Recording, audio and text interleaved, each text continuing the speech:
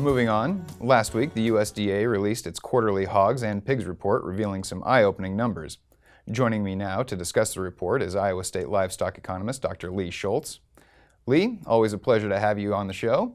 Let's get started by getting into the fact that the report looked a bit bullish, showing signs of further contraction as hog and pig inventories were down 4% from September 1st of 2020, but up 1% from June of 2021.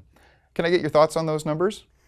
Well, after the roller coaster ride we've really seen over the last year plus in inventories, I think it's difficult to say that things are much of a surprise, but this one certainly was. It was big bullish. When you look at really across the board, numbers were down. They were below pre-report expectations. I think to put a bit of context, we usually benchmark it year over year, but also month over month. And when you look year over year, we were lower. Usually the September inventory is the largest within a year, just given seasonal fluctuations in inventory. But we actually seen the numbers down for the number of breeding herd, which was a bit of a surprise. Not coincidentally, the last time we seen a lower September compared to June sow inventory was back in 2013 when we had much higher feed costs. So this report was certainly bullish. Another factor was that USDA came in and made some major revisions. They brought down the December-February pig crop. This last December-February pig crop down 3.9%. That really now matched what we've seen for slaughter levels this summer. And so I think really over the board, I think we're looking at much lower inventories here in the short term and as we look forward. And Lee, the report also showed the summer pig crop coming in down 6% from last summer. How do you see this impacting any winter contracts?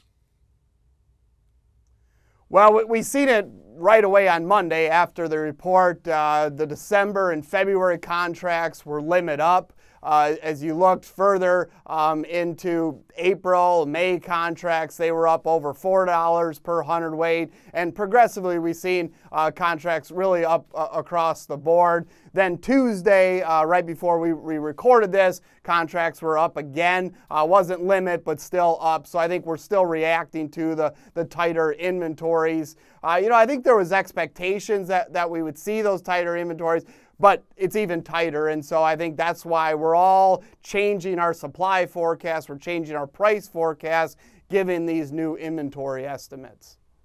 So Lee, big picture here, what was your overall takeaway from this report, and what are you going to be watching in the market as the next several weeks play out?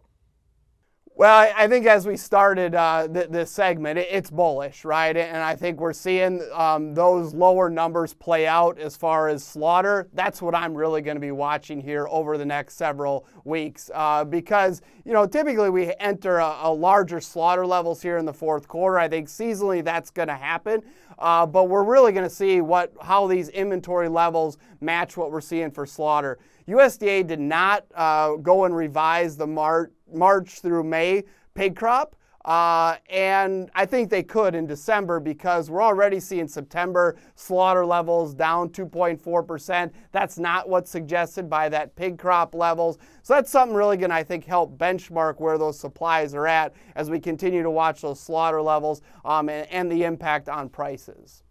And Lee, before I let you go, do you have any marketing or risk management advice that comes to mind when examining this latest report? Well, with higher prices, that's going to increase risk, but that certainly can be looked at as a good thing because we're seeing those higher prices. There's a lot of opportunity as we look near term and further out in abilities to really protect a lot of that risk.